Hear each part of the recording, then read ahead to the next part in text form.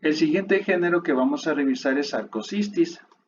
Algunas otras especies que podemos asociarlas con estos sería Bobiominis, Sarcocistis subiominis y Sarcocistis lindemani. De hecho, en la especie ya nos podemos dar cuenta que el ciclo biológico es indirecto, es decir, necesita la presencia de dos vertebrados. En este caso, en Sarcocistis bobiominis estarían los bovinos y el humano, los cerdos y el humano.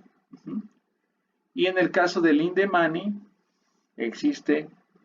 hay una relación que tiene con ellos, y es que se menciona que el lindemani, el hospedero definitivo, pueden ser los perros o los gatos. Incluso hay una especie que es Sarcocistis bovicanis, en donde, por ejemplo, sería el bovino y el canino. Entonces, en lindemani vamos a tener también un ciclo biológico indirecto, en donde necesitamos la presentación de dos hospederos. El hospedero definitivo va a eliminar los oquistes en la materia fecal. Los oquistes tienen que ser consumidos por el hospedero intermediario. El hospedero intermediario va a desarrollar las colonias terminales, oquistes verdaderos, que se observan como lo tenemos aquí. Son estructuras alargadas o fusiformes de color blanquecino. Aquí lo vemos. De hecho, esta práctica que nosotros íbamos a tener el miércoles antes de entrar en contingencia, nosotros les pedimos bistec de corazón de un bovino y el objetivo era encontrar a Sarcocistis bovicanis en ese tejido muscular, en ese tejido cardíaco, porque nosotros no contamos con colonias terminales de toxoplasma. Y como ustedes vieron en el tema anterior, toxoplasma tiene una colonia terminal en forma esférica, mientras que las colonias terminales de Sarcocistis tienen una forma alargada como lo tenemos aquí y un tono blanquecino. Eso es lo que nosotros íbamos a buscar en ese tejido cardíaco. Bien, la localización anatómica, de hecho ya alcanzamos a ver una imagen, en los hospederos definitivos lo vamos a encontrar en las células del epitelio intestinal. Es decir, como muchos de los coccidios los encontramos en células y muchos de ellos en el epitelio intestinal. No es de excepción con Sarcocistis. En Sarcocistis también lo vamos a encontrar en las células del epitelio intestinal. Mientras que en los hospederos intermediarios lo podemos encontrar en endotelios vasculares, en el músculo cardíaco, en el músculo liso. De hecho, en su manual se menciona que tiene otras localizaciones como la laringe, el esófago, el tórax o el abdomen. También son localizaciones de Sarcocistis lindemani. La fase de oquiste eliminada por el hospedero definitivo se parece muchísimo, si se dan cuenta, ¿a quién? Pues se parece mucho al oquiste eliminado por toxoplasma. De hecho, aquí lo vemos ya un oquiste ya maduro con un esporoquiste y un segundo esporoquiste y en el interior 4 esporozoitos. 1, 2, 3, 4, 1, 2, 3, 4. Y aquí lo vemos de cerca, ¿sí? Esas estructuras alargadas corresponden a los esporozoitos. Entonces, ese hospedero definitivo va a eliminarlo en la materia fecal y el hospedero intermediario tendría, bueno, más bien la materia fecal tendría que contaminar el alimento o el agua de las personas para que continúen con la siguiente etapa. Es decir, que se alojen en esos diferentes tejidos, ya lo hemos dicho, por ejemplo, el esófago, la laringe, el tórax o el abdomen. Es importante mencionar que en las personas que se ven afectadas por sarcocistis, no hay manifestaciones clínicas asociadas a la presentación, como en muchas enfermedades parasitarias que afectan al humano. Pueden pasar prácticamente desapercibidas.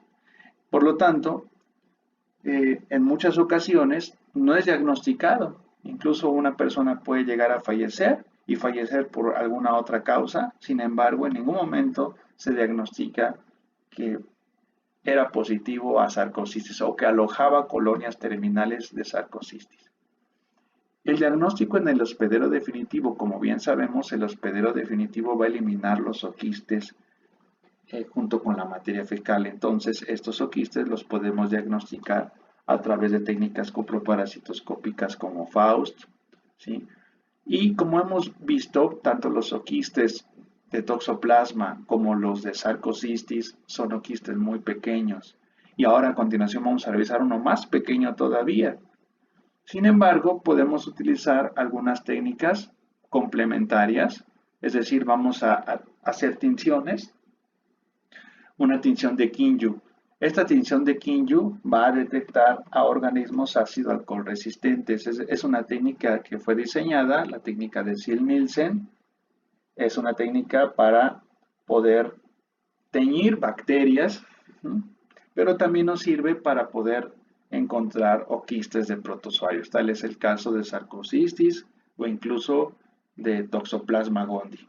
Esto permitirá entonces que los oquistes se tiñan de un color rojo, mientras que la materia orgánica se teñirá de un color verde o azul.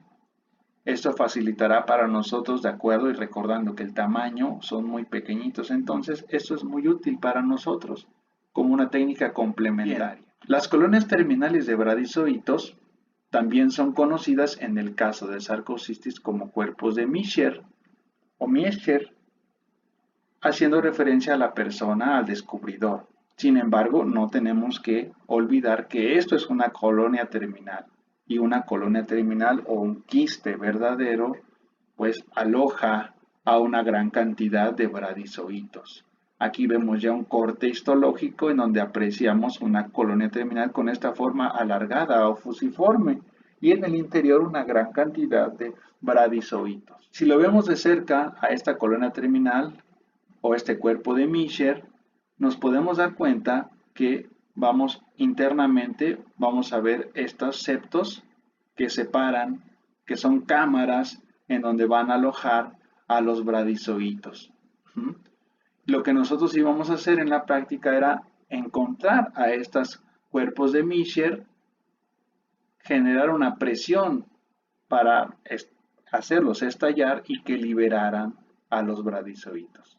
Estas estructuras en forma de arco eran los que nosotros queríamos que ustedes observaran. Pero bueno, en esta presentación los pueden ver también. La técnica diagnóstica, como hemos dicho que no hay presentación, no hay manifestaciones clínicas asociadas a sarcocistis, pues muchas de ellas en los animales, hay que recordar que en sarcocistis puede afectar una gran cantidad de animales domésticos, animales silvestres y el humano también se puede ver afectado, ya sea como hospedero definitivo o como hospedero intermediario.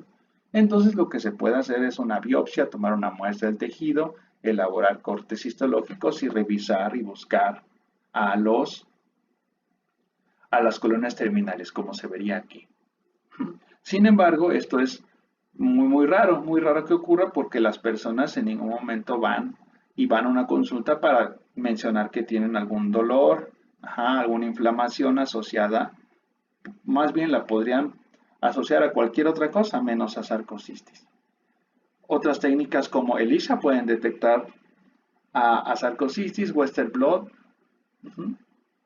y claro, todo va a depender de los estudios epidemiológicos que se hagan en diferentes regiones, en diferentes tiempos. Como indicamos, esta enfermedad no produce alguna manifestación clínica. Por lo tanto, nosotros incluso podemos estar afectados o infectados por colonias terminales.